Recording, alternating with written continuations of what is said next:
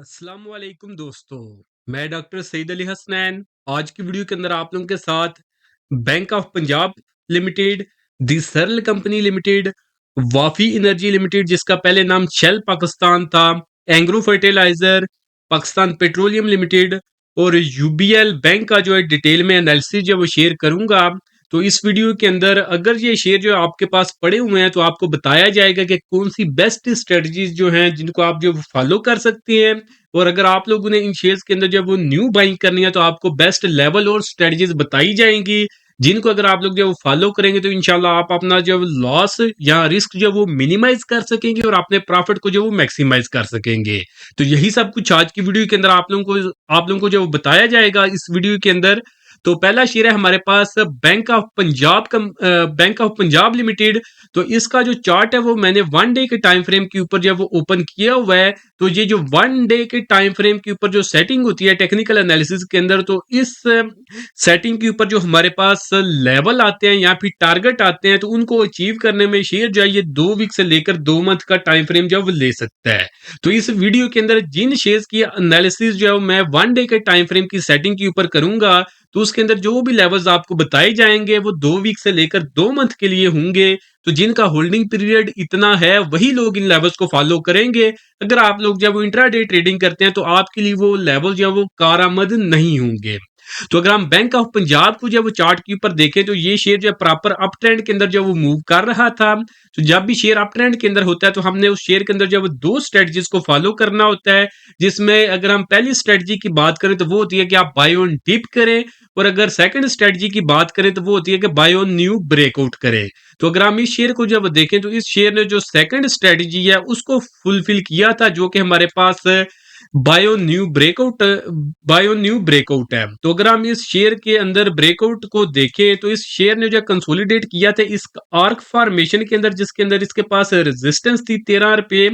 और 63 पैसे की। और अगर आप इस कैंडल को देखेंगे जो कि इसने जो है जुलाई के आखिर के ऊपर जो बिल्कुल बनाई थी, तो इस कैंडल ने क्लोजिंग दी थी 13 रुपये और 72 पैसे के ऊपर। तो इस कैंडल के ऊपर जो वो सक्सेसफुली इस शेयर ने जो ये ब्रेकआउट कर दिया था, और इसी कैंडल के ऊपर जो वो सक्सेस जो इस शेयर के अंदर जो वो बाइंग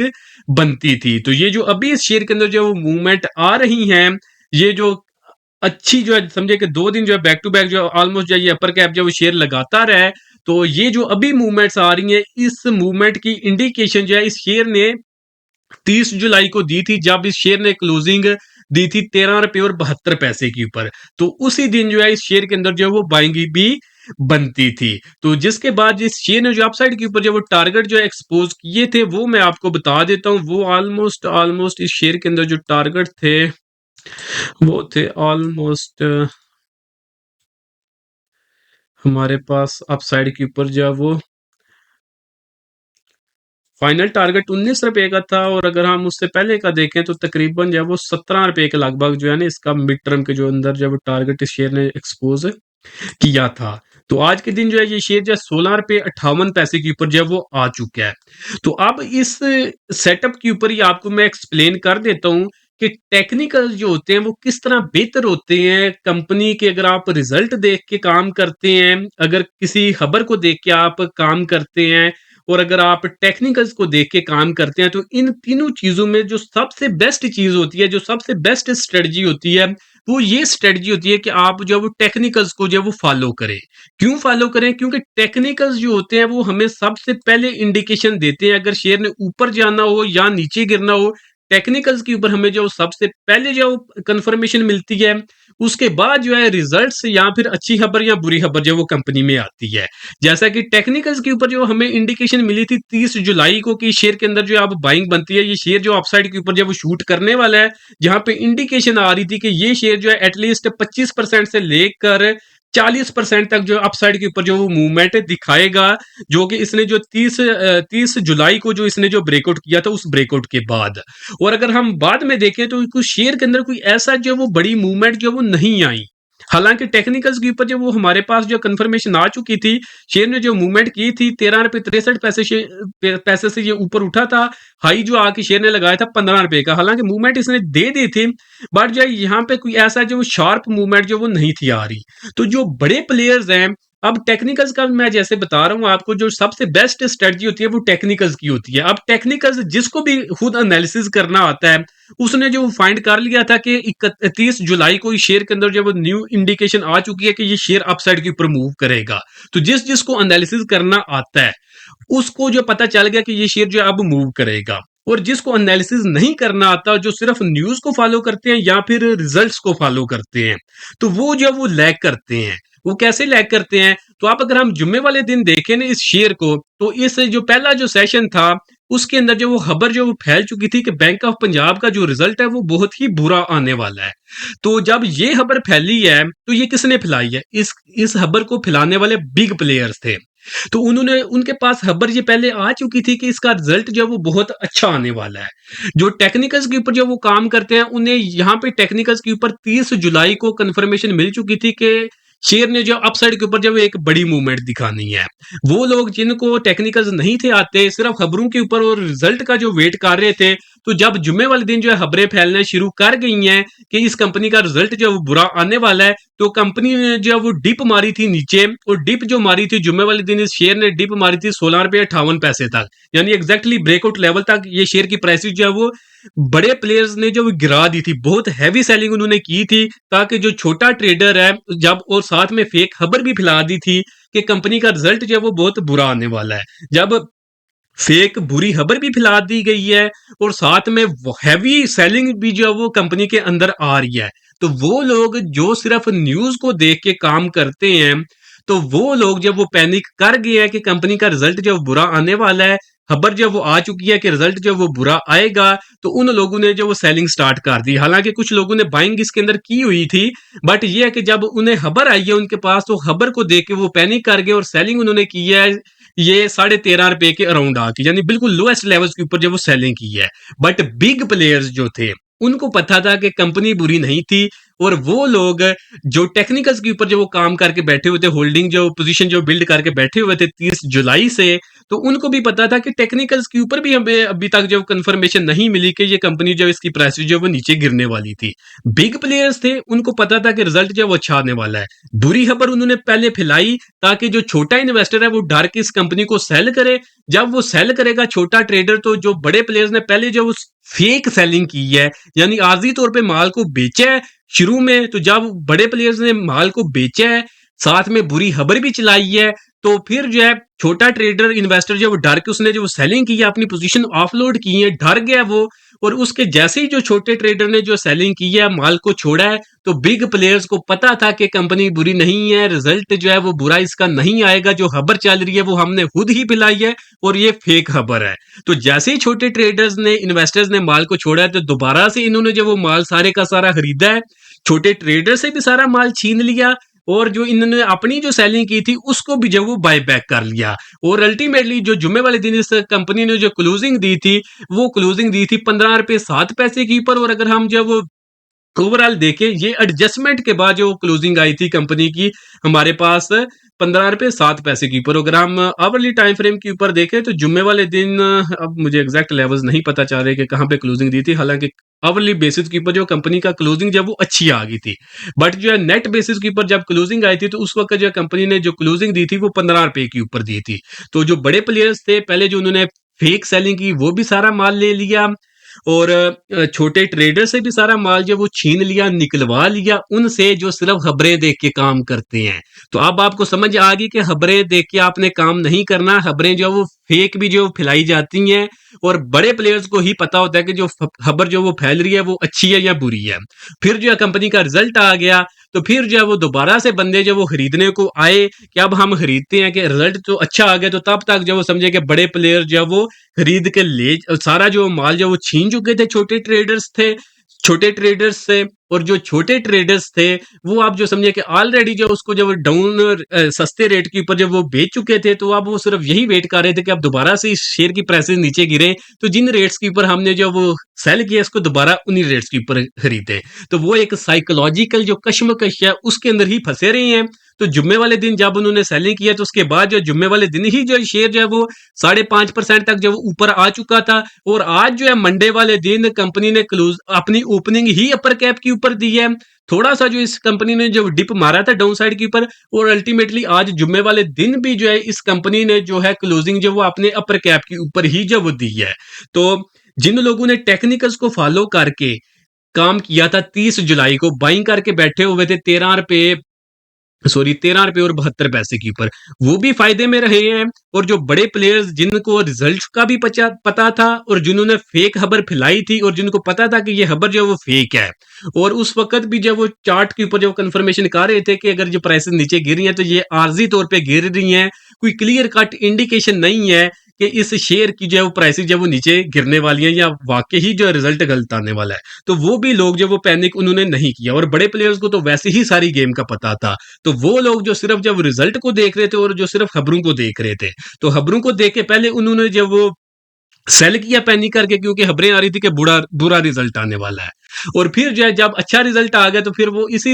फिर खबर आ गई कि अब रिजल्ट जब वो कंपनी का अच्छा आ गया है, तो वो जो है ये देखते रह गए कि अब हम इसको जब खरीदें। तो आज के दिन अगर आप देखेंगे तो शेयर ने ओपनिंग ही अपर कैप के ऊपर दी है,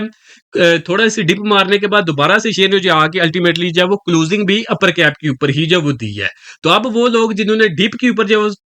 बुरी खबर जब वो देख के फेक खबर को देख के सेल किया था, तो वो समझे कि अब बैठे ही रहेंगे, अब वो देखते रहेंगे जब ये शेयर जो इसने जो टारगेट अप साइड के ऊपर जब एक्सपोज किए हुए हैं वहां पे जो वो चला जाएगा, तो वो देखेंगे कि शेयर तो ये नीचे आ ही नहीं रहा, दोबारा से बाइंग करेंगे टॉप के ऊपर, तो दोबारा से जो बड़े प्लेयर्स हैं वहां पे जो वो पोजीशन जो ऑफलोड कर देंगे, और जो छोटा ट्रेडर और इन्वेस्टर है जो कि प्रॉपर रिसर्च नहीं करता, सिर्फ खबरें देख के जो काम कर रहा होता है, तो वो जो है दोबारा से वहां पे जो वो रगड़ा खा जाएगा। और अगर हम टेक्निकल्स के ऊपर देखें तो अब आप लोग ये सोचेंगे कि टेक्निकल्स के ऊपर भी एक दफा डिप तो इस शेयर ने मारी है, तो ये जो डिप होती है ना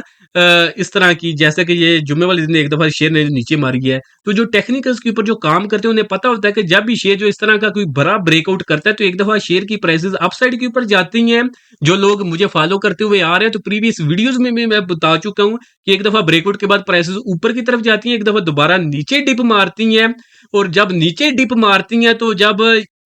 अगर शेयर ने अपसाइड के ऊपर जाना हो तो जब ये डिप मारती हैं और अपना ब्रेकआउट लेवल जो है रीटेस्ट करती हैं, तो ये बेस्ट लेवल होता है बाइंग के लिए। तो वो टेक्निकल एनालिस्ट जिन्होंने पहले एनालिसिस किया हुआ था तो यहाँ पे बेस्ट बाइंग की हुई थी, वो भी फायदे में रहे हैं। और वो लोग जिनसे यहाँ पे अपॉर्चुनिटी मिस हुई थी, तो जब दोबारा से यहाँ पे शेयर जो है कंफर्मेशन कर रहा था जुम्मे वाले दिन जब ये डिप मार रहा था, जहां पे छोटा ट्रेडर डरा हुआ था कि रिजल्ट बुरा आने वाला है, खबर ये आ चुकी है और सेलिंग भी इसमें हो रही है, तो वहां पे वो डर के सेलिंग कर रहा था। और जो टेक्निकल्स के ऊपर जो काम करते हैं वो जब यहाँ पे जो है शेयर जो है कंफर्मेशन कर रहा था अपने ब्रेकआउट के ऊपर, तो दोबारा से वो इसी राउंड लेवल के अराउंड जो है वो बाइंग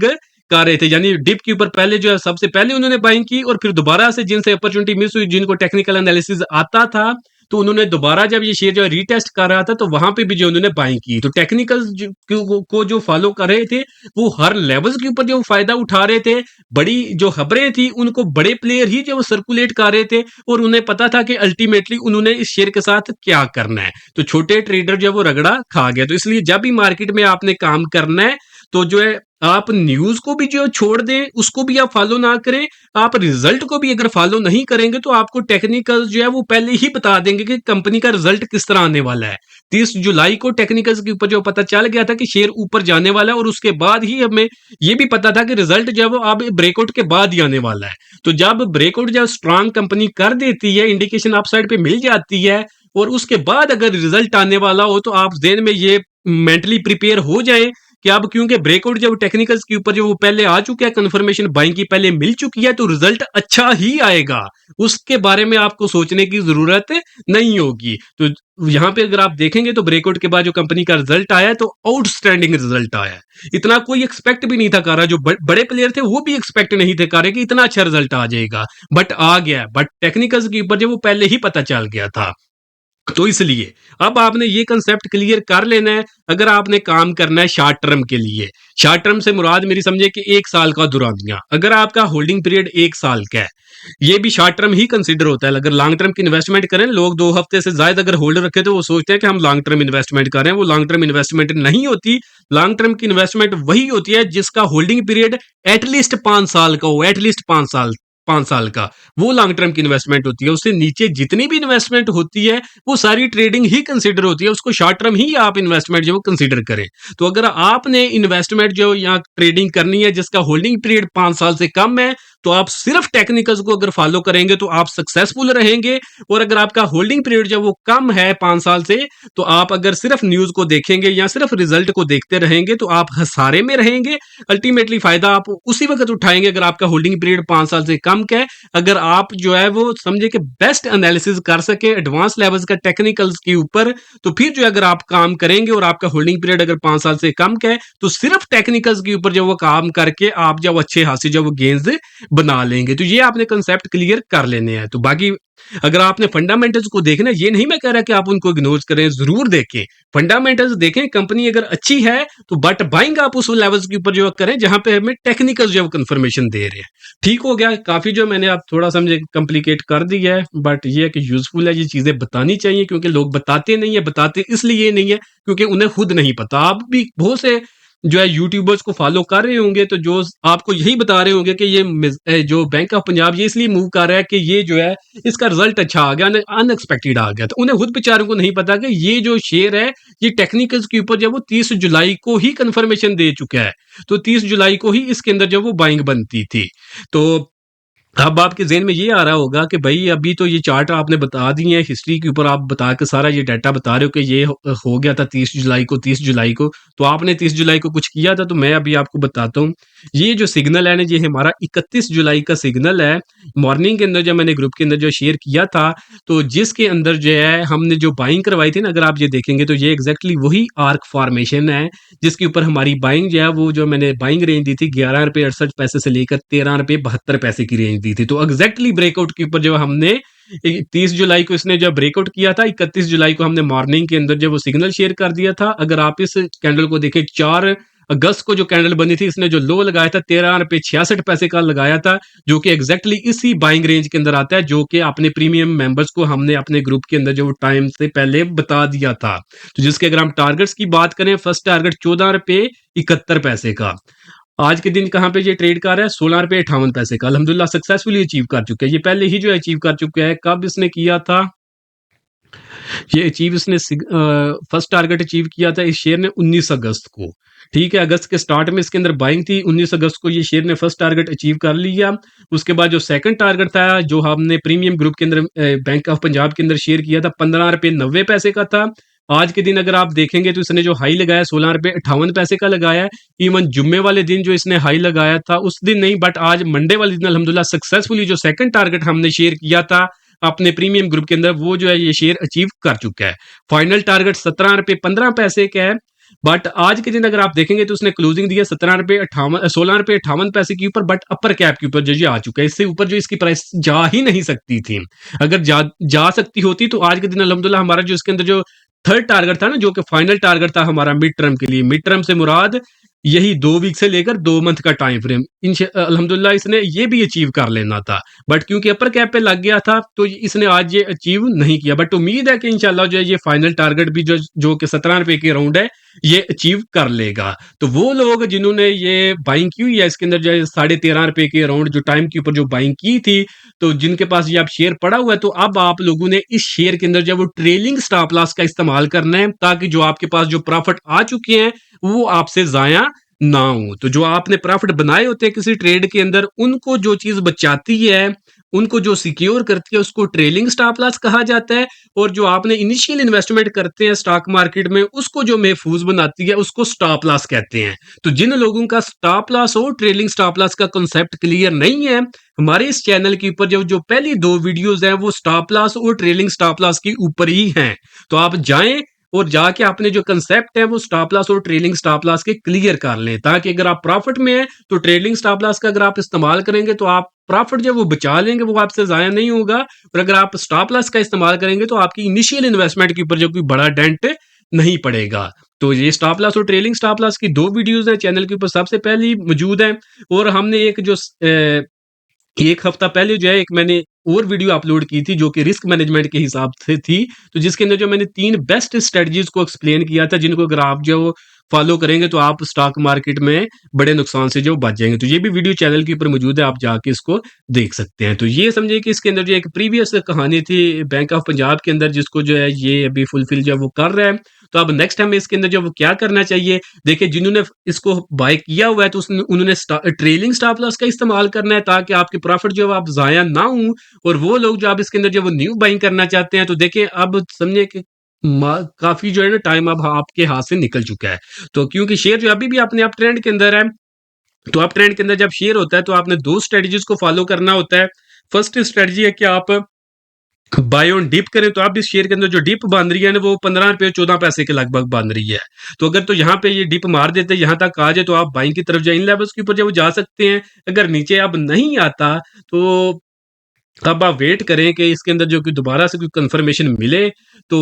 उस कंफर्मेशन के ऊपर अब आप बाय करें, तो फिर ही जो है आपका जो रिस्क जो है वो कंट्रोल में रहेगा। जैसा कि अगर अब मैं बताऊं, कल के दिन अगर ये शेयर जो है ये 10% जो मजीद ऊपर जो है वो चला जाता है, तो जहां पे जो है शेयर जो 18 रुपये जो वो क्रॉस कर देता है, तो ओपनिंग 18 रुपये पे होता है। तो आप ये सोचें कि अगर आपके जेहन में ये आ रहा है कि अब अगर 18 पे ओपन हुआ है तो मैं 18 पे खरीद लेता हूँ, अगर ये इतनी अच्छी कंपनी इतने अच्छे इसके रिजल्ट आए हैं, तो आप अगर खरीद लेते हैं, तो अगर तो आपकी किस्मत अच्छी हुई तो ये शेयर में भी 18 पे आप खरीद लें, 18 से ऊपर जब ये 36 पे चला जाए, इतने भी जो आपको ये गेन जब दे सकता है। इवन 18 रुपए पे बाइंग करने पे भी आपको जो है ये समझे पैसे डबल कर देगा, अगर ये इसी तरह इसका मोमेंटम जब वो जारी रहा। बट अगर जो है ये शेयर ऊपर ना गया, आपने अपर कैप के ऊपर कल के दिन खरीद लिया इसको 18 रुपए के ऊपर, और क्लोजिंग जो है इसने जो लोअर कैप के ऊपर दी, तो एक दिन के अंदर जो आप 20% का जो नुकसान उठाएंगे। जैसा कि आपको मैंने बताया कि अगर आपने बाइंग करनी हो तो अब आप यहाँ तो डिप का वेट कर लें, तो यहाँ फिर जब वो न्यू ब्रेकआउट अगर कोई शेयर करता है तो फिर उस लेवल के ऊपर बाई करें।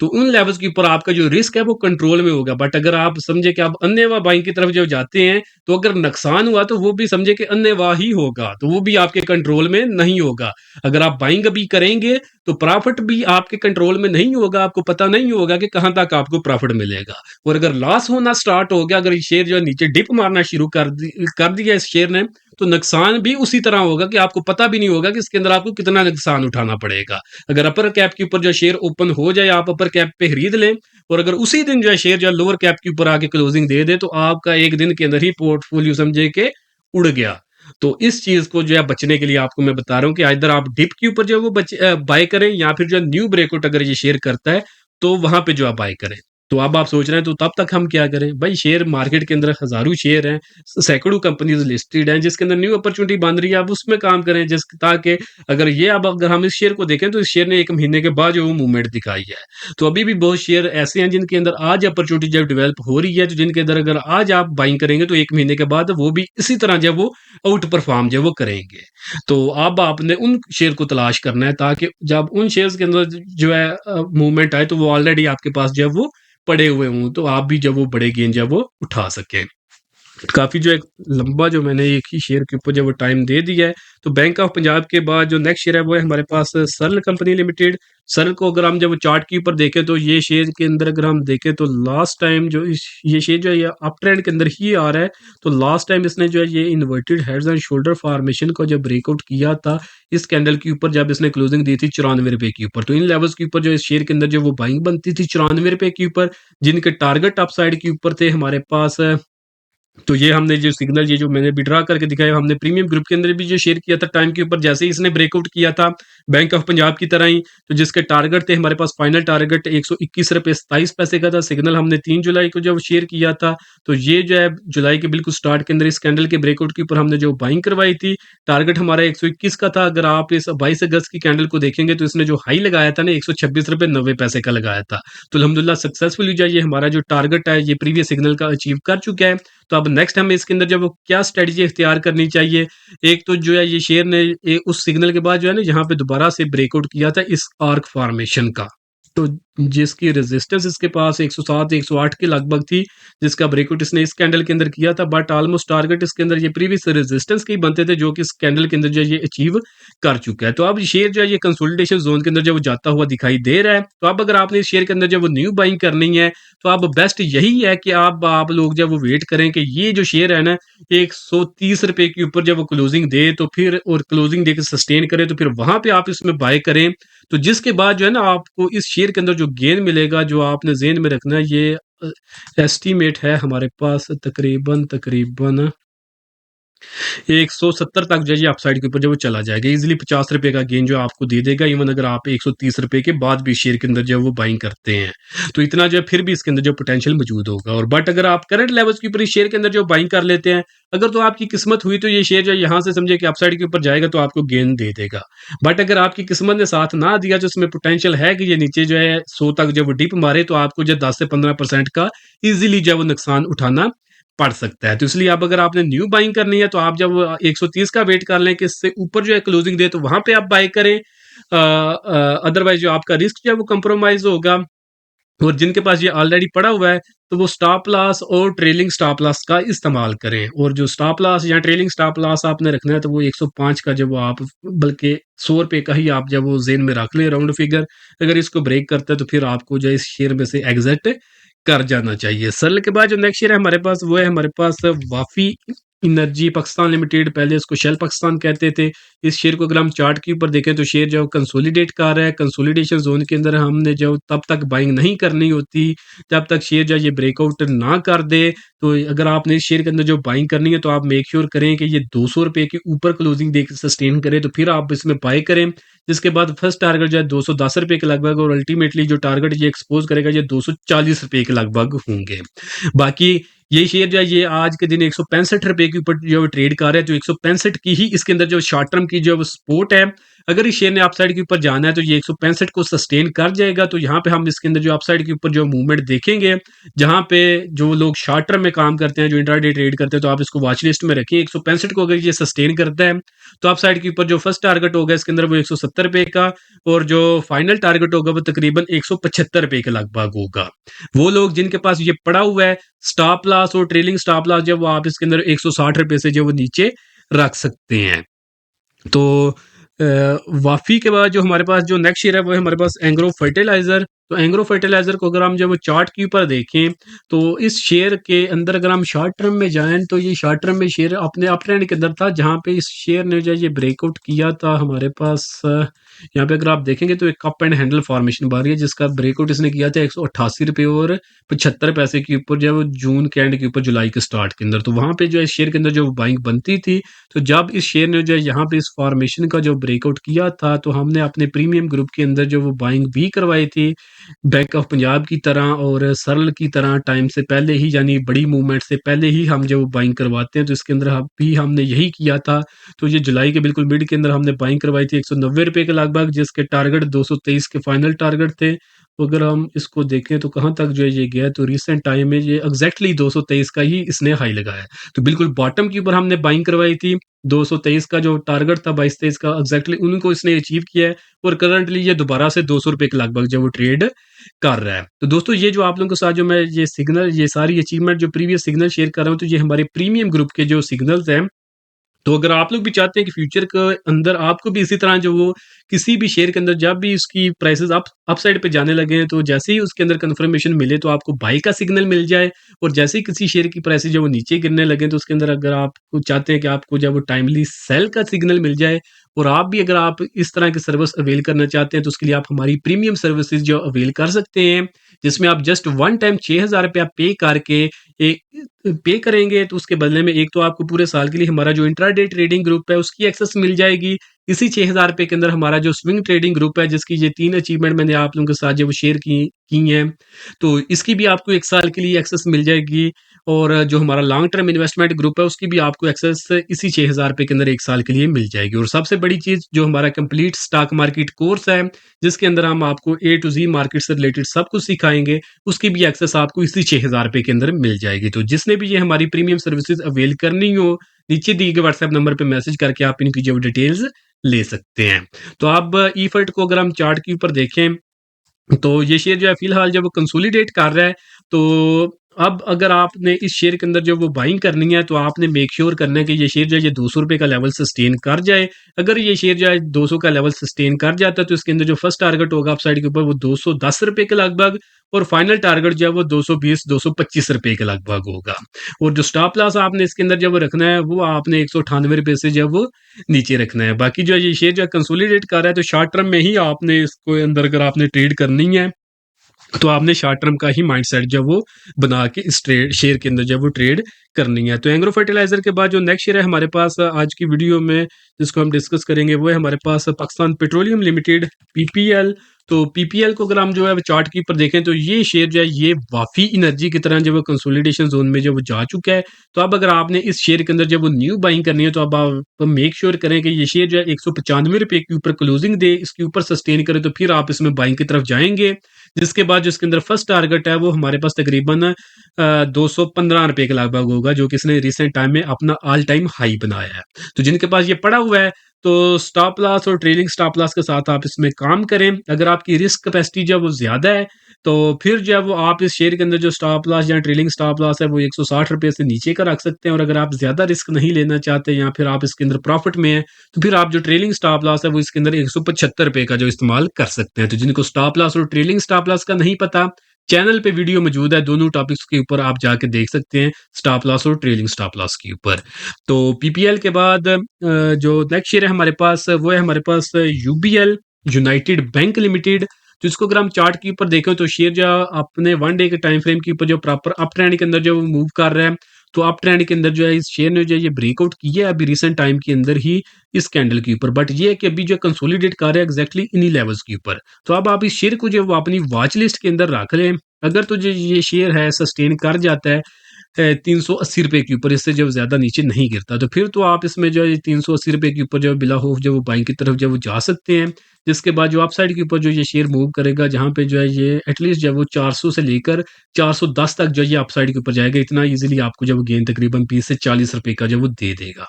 बट अगर ये इसको सस्टेन नहीं करता 380 को, तो फिर आप इसमें बाइंग की तरफ नहीं जाएँगे, क्योंकि उसके बाद जो है इस शेयर के अंदर जो है पोटेंशियल है कि ये नीचे की तरफ जो है वो डिप मारे, जहाँ तक जो है ये 350 तक जो है वो नीचे डिप मार सकता है। बाकी शेयर जो है ये लॉन्ग टर्म के लिहाज से बहुत ही अच्छा शेयर है। बाकी शॉर्ट टर्म में हम मे बी इसके अंदर जब वो कोई डिप जो है वो देखें, तो क्योंकि जैसा कि यहाँ पे एक एग्जॉस्शन आ चुकी है, तो इसके अंदर कोई बड़ी मूवमेंट अपसाइड के ऊपर जो है नहीं आ रही। तो इधर ये शेयर में भी जो कंसोलिडेशन जोन में चला जाए, या फिर जो है ये नीचे डिप की तरफ मारे, तो ये इसके अंदर जब रिस्क मौजूद है। बट अगर ये 380 को सस्टेन कर जाता है, तो फिर ये इजीली 400 से लेकर 420 तक जो अपसाइड पे जब वो चला जाएगा। सॉरी, तो जिन्होंने इस शेयर के अंदर बाइंग की हुई है लॉन्ग टर्म के लिहाज से, तो जितनी देर तक ये 350 से ऊपर है, तो ये ऐसा जब डरने की जरूरत नहीं है। और वो लोग जो शॉर्ट टर्म के लिए काम करते हैं, तो अगर ये 380 के ऊपर सस्टेन करते हैं, तो फिर ही बेस्ट रहेगा। बाकी शॉर्ट टर्म के जो लोग हैं, short term to mid term के, तो वो स्टॉप लॉस जब वो 360 से जब वो नीचे का रख सकते हैं इसके अंदर। तो बाकी उम्मीद करता हूँ कि दोस्तों आज की वीडियो भी आप लोगों को पसंद आई होगी। अगर पसंद आई तो काइंडली इसको जरूर लाइक करें, दोस्तों के साथ भी शेयर करें, चैनल को आप लोग सब्सक्राइब कर लें, ताकि इसी तरह जो मार्केट से रिलेटेड जो एनालिसिस और different information, tips and tricks जो मार्केट से रिलेटेड हैं, वो आपको मिलती रहें। बाकी दोस्तों इस वीडियो के अंदर आपको जो कुछ भी बताया गया, ये सिर्फ इन्फॉर्मेशन और एजुकेशन के लिए है। ये किसी तरह की इन्वेस्टमेंट एडवाइस नहीं है। अगर आपने किसी तरह की कोई भी इन्वेस्टमेंट करनी है, तो उससे पहले आपने खुद से उसकी जब मुकम्मल जो रिसर्च जो है वो कर लेनी है। तो आज के लिए दोस्तों इतना ही, मिलता हूँ आप लोगों से नेक्स्ट वीडियो में।